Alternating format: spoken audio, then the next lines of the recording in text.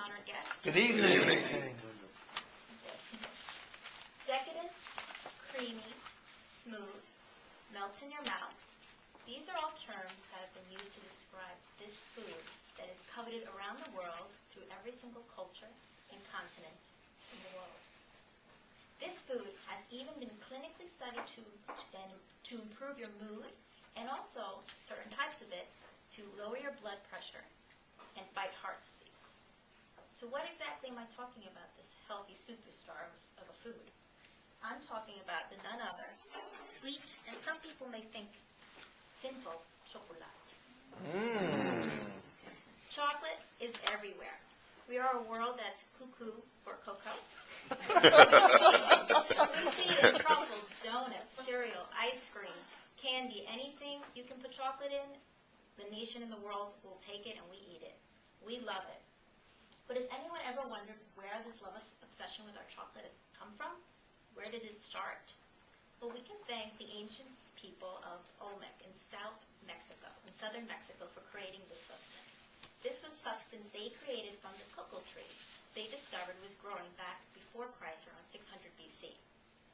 This ancient civilization decided to mix this cocoa seed that they found out of the cocoa tree, grind it, roast it, and put it all together, some water, cornmeal, a little bit of chili pepper sauce, and they mixed it in with water, and it created a chocolate type of beverage that they drank that was frothy.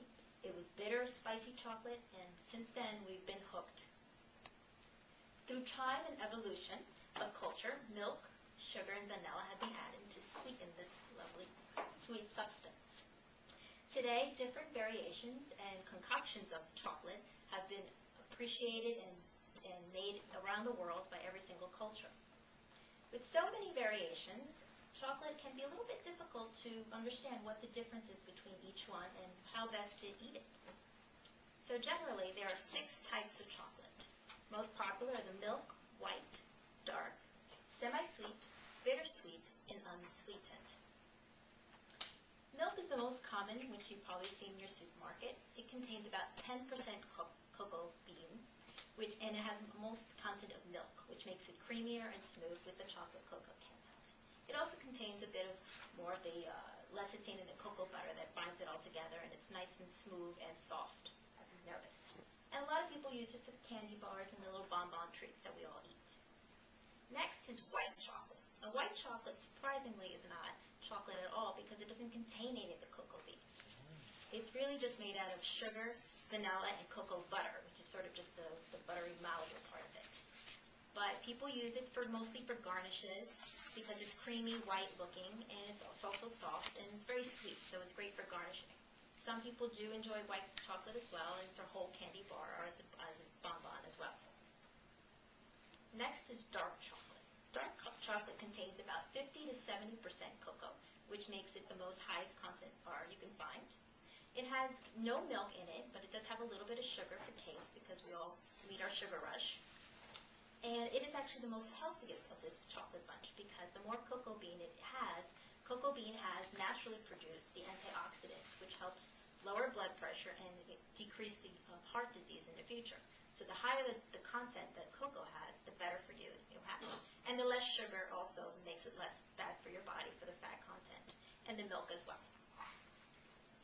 So when you pair this up, this is a super powerhouse food that you should never feel guilty of eating and enjoying in small, moderate portions. Semi-sweet chocolate you've probably seen in the chocolate chip section, which is just a variation of chocolate, which it has about 40% cocoa in it. So usually it's added in our cake batter. People mix it in with chocolate chip cookies because you don't want it to overpower the sugar in whatever batter you're having. Next is the bittersweet and unsweetened cocoa, which contains no sugar and only used for cooking purposes. Now that you see that not every piece of chocolate is the same, we can wonder how is the best way to taste and evaluate these types of chocolates. Much like wine, chocolate can be tasted and evaluated like a good glass of wine. Except luckily for us, we don't have to spit any of this out. You can enjoy it. First, you look at the chocolate bar, and you'll notice how it's smooth texture. Good chocolate should have smooth texture. Glossy. Should be glossy, which is a sign that it's been melted originally at the proper temperature, which is called tempering chocolate. So once you have that initially, you can see that it's good quality chocolate. Next, you want to go for a snap. There, nice healthy snap, which means also that it's been tempered perfectly, and you can hear that snap. Snapping is pretty much with darker chocolate because it has more cocoa and it has less milk, and as milk chocolate and white chocolate, because that makes it more soft, so it's going to bend a little more. So you definitely want to. Next, everyone's favorite, we smell the chocolate. You inhale it, you smell the aroma. You determine what can you smell. Does it smell fruity? Does it smell sweet? Is there woodsy? What do you smell? Is there a special fruit that's in there? You can try to determine that through your smell before you start to physically enjoy it. And you enjoy it well. And then you taste it. So you'll taste it, and then you'll savor it in your mouth, and you'll also, well, how does it taste like? Is it smooth? Is it creamy? Is it velvety? You want to really enjoy the chocolate before you actually just scarf it down and it was gone. Really savor, because that's the key to good chocolate. You just want to really flavor, because good chocolate, a little goes a long way. If it's very good chocolate, it's going to have excellent taste.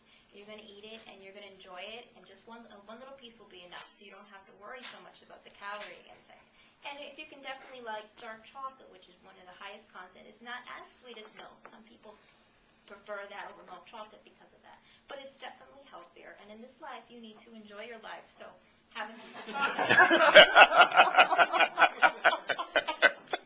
Yes. So now that you see, I'll pass some around so you can all sample and hopefully evaluate yourself what makes a good piece of chocolate. You'll begin to realize that not every chocolate is the same, and you alone will determine what type of chocolate you like, how much a percent is good for you. And definitely enjoy it, because chocolate is actually in one of the main 5 major food groups: dairy, grains, meat, fruit, vegetables, and chocolate. So enjoy life, and chocolate.